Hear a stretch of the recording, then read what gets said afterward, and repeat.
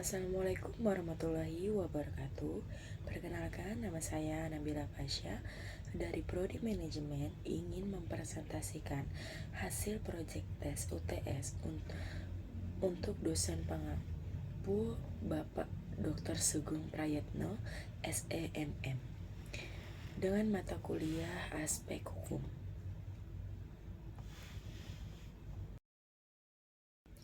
Di sini saya akan membahas tentang hukum perusahaan.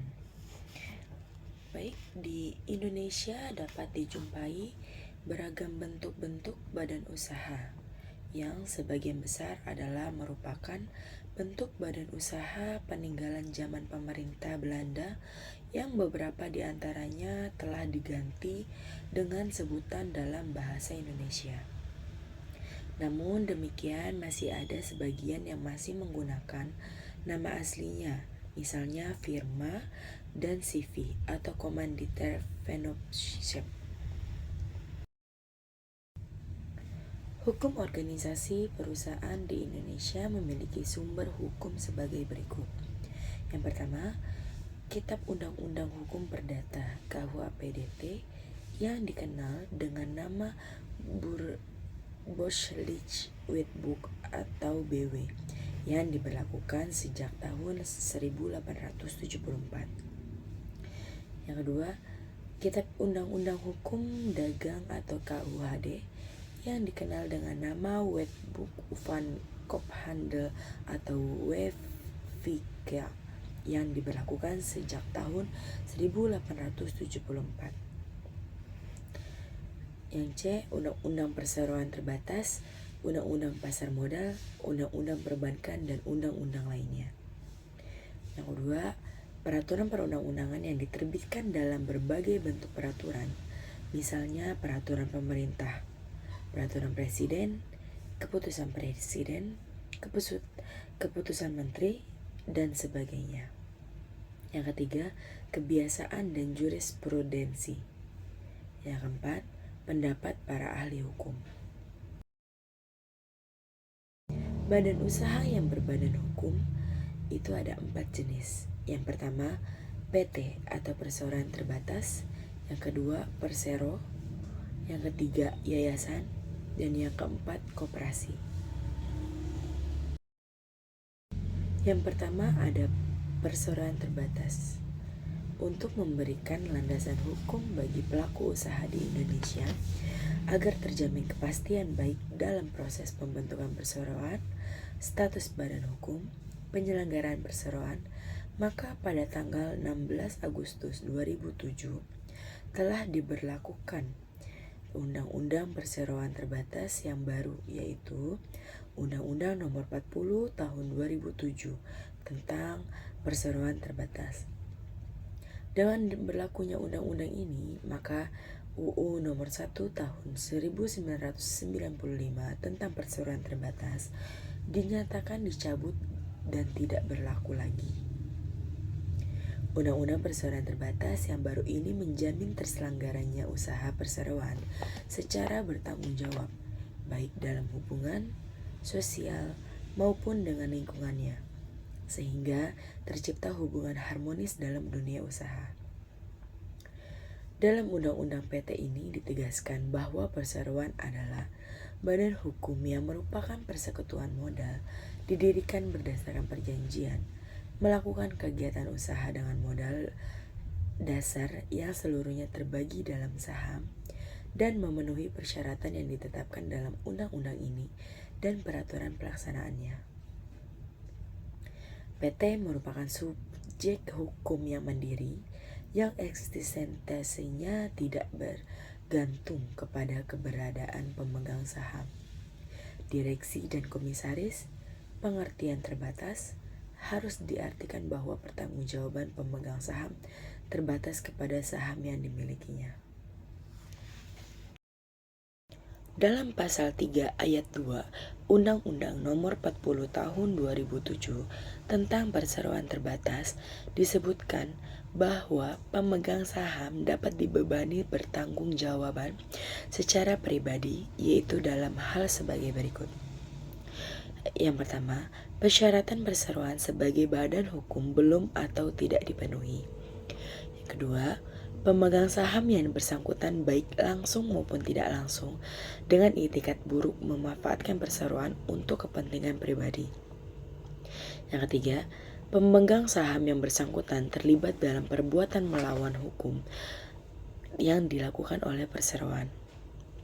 Yang keempat, pemegang saham yang bersangkutan baik langsung maupun tidak langsung secara melawan hukum menggunakan kekayaan perseroan yang mengakibatkan perseroan menjadi tidak cukup untuk melunasi hutang perseroan. Yang kedua, tentang perseroan terbatas atau persero. Yang tadi kita sudah membahas tentang perseroan terbatas dari segi PT. Dan sekarang dari sisi persero. Persero didirikan dengan maksud dan tujuan untuk mencari keuntungan.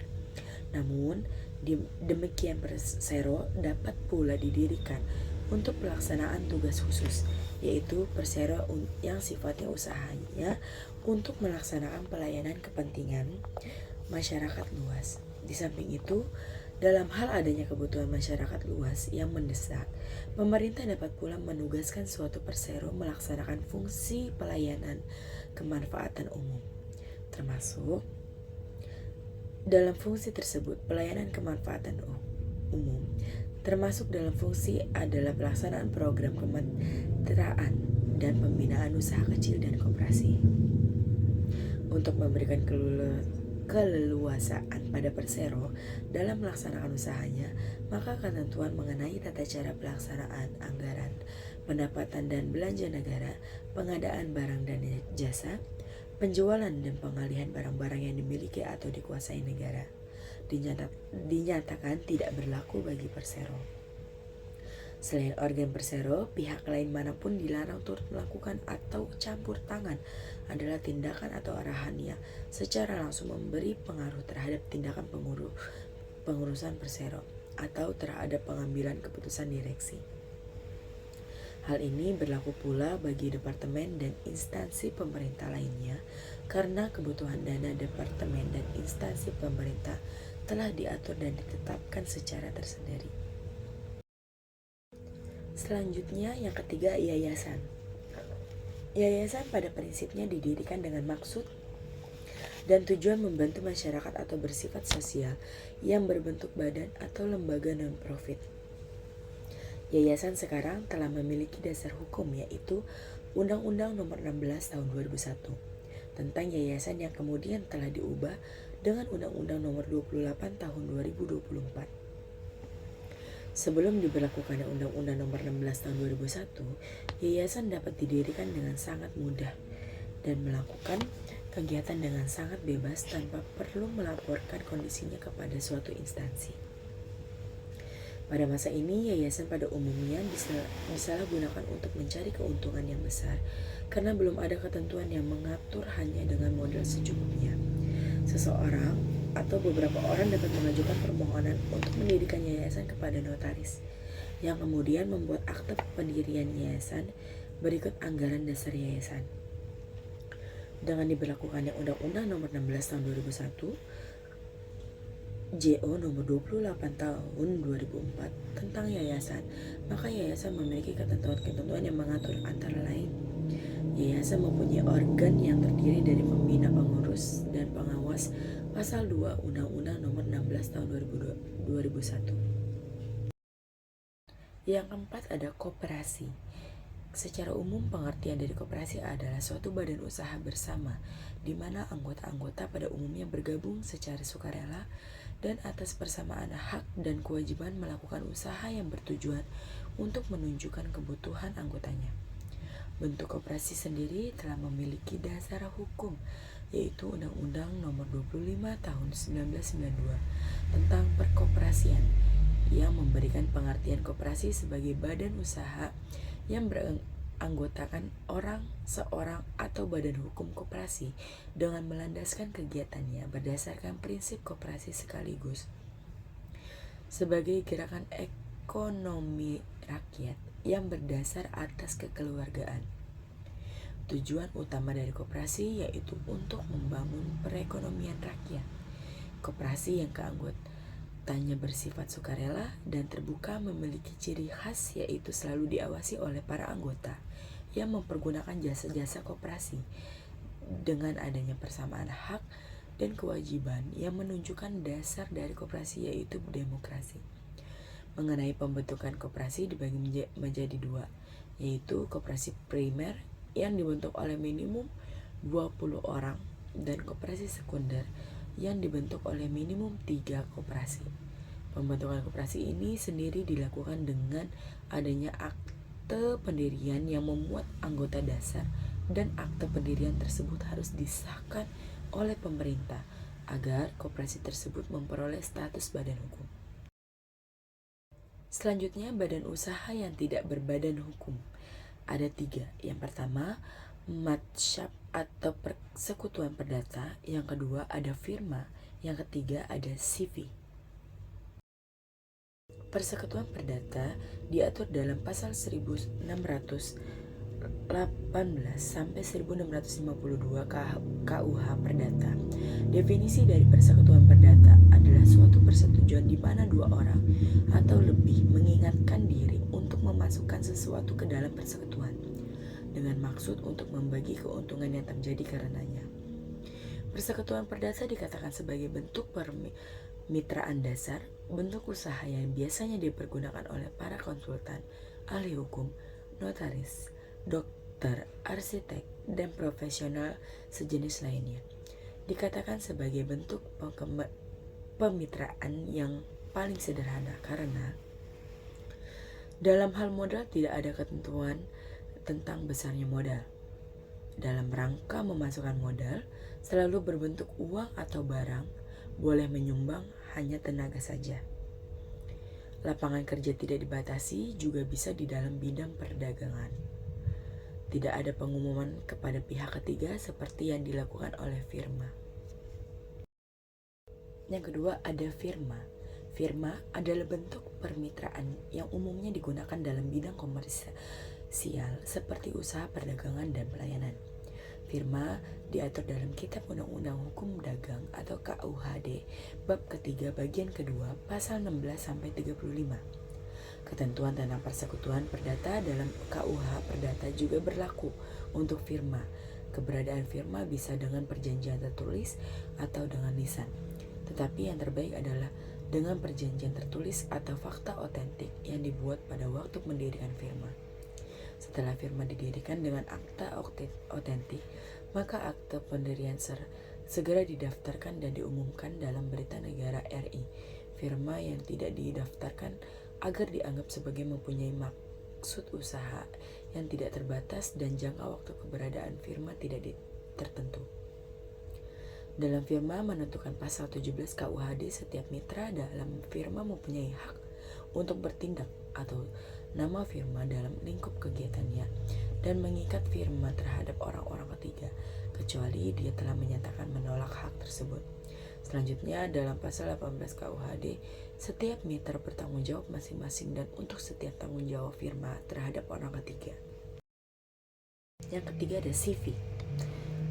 CV yang bisa disebut perseroan komanditer adalah suatu perusahaan yang didirikan oleh satu atau beberapa orang secara tanggung-menanggung, bertanggung jawab untuk seluruhnya atau bertanggung jawab secara solider dengan satu orang atau lebih sebagai pelepas uang.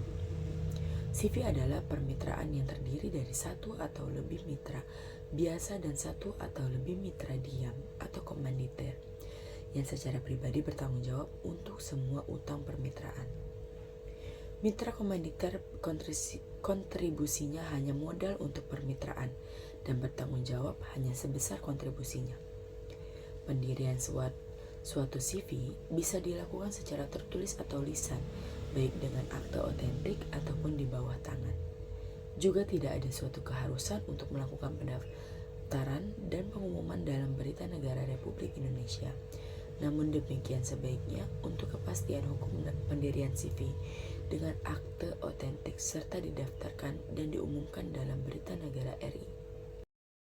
Selanjutnya ada administrasi perusahaan. Di dalam administrasi perusahaan, yang pertama kita wajib daftar perusahaan.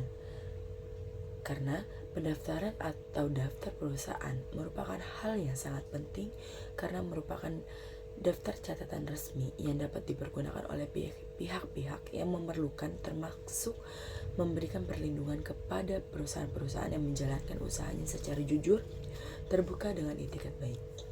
Ada yang dikecualikan dan wajib daftar tersebut, yaitu perusahaan jawatan atau perjan dan perusahaan kecil perorangan.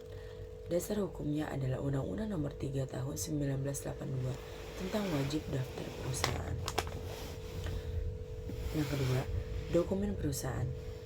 Dasar hukumnya adalah Undang-Undang Nomor 8 Tahun 1997 tentang dokumen perusahaan.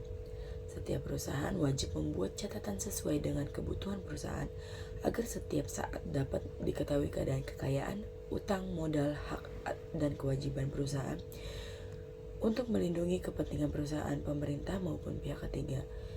Catatan, bukti pembukuan, dan data pendukung administrasi keuangan wajib disimpan selama 10 tahun. 3. TDUP atau SIUP yang menjadi dasar hukum adalah keputusan Menteri Perindustrian dan Perdagangan RI nomor 408 MPP/10/1997. Perusahaan yang melakukan kegiatan perdagangan dengan nilai investasi perusahaan seluruhnya sampai dengan 200 juta, tidak termasuk tanah dan bangunan tempat usaha, wajib memperoleh TDUP atau tanda daftar usaha perdagangan yang diberlakukan sebagai SIUP. Sedangkan perusahaan yang memiliki usaha perdagangan dengan investasi di atas 200 juta wajib memperoleh SIUP. Yang keempat, informasi keuangan tahunan perusahaan. Dasar hukumnya adalah Peraturan Pemerintah Nomor 24 Tahun 1998 tentang informasi keuangan tahunan perusahaan. Semua perusahaan, yaitu setiap bentuk usaha yang melakukan kegiatan secara tetap dan terus-menerus dengan tujuan memperoleh keuntungan dan laba, wajib menyampaikan laporan keuangan tahunan kepada Menteri Perindustrian dan Perdagangan. Pengertian penggabungan, peleburan, dan pengambilan alihan. Yang pertama, penggabungan. Penggabungan adalah perbuatan hukum yang dilakukan oleh satu perseroan atau lebih untuk menggabungkan diri dengan perseroan lain yang telah ada, mengakibatkan aktiva atau pasiva dari perseroan yang menggabungkan diri beralih karena hukum kepada perseroan yang menerima penggabungan, dan selanjutnya status badan hukum perseroan yang menggabungkan diri berakhir karena hukum. Peleburan adalah perbuatan hukum yang dilakukan oleh dua perseroan atau lebih untuk meleburkan diri dengan cara membentuk satu perseroan baru yang karena hukum memperoleh aktiva dan pasiva dari perseroan yang meleburkan diri, dan status badan hukum perseroan yang meleburkan diri berakhir karena hukum. Perseroan baru tersebut baru memperoleh status badan hukum pada tanggal diterbitkannya keputusan Menteri mengenai pengesahan badan hukum baru tersebut, maka status badan hukum perseroan peserta perleburan menjadi berakhir karena hukum. Pengambil alihan adalah perbuatan hukum yang dilakukan oleh badan hukum atau orang perseroan untuk mengambil alih saham perseroan yang mengakibatkan beralihnya pengendalian atas perseroan tersebut, bahwa pengambilan alih tersebut telah terjadi dengan pengambil alihan suatu jumlah saham yang dapat mengakibatkan terjadinya peralihan pengendalian. Dalam hal ini ditentukan seberapa besar jumlah sahamnya. Sekian presentasi dari saya dengan materi hukum perusahaan. Kurang lebihnya mohon maaf. Wassalamualaikum warahmatullahi wabarakatuh.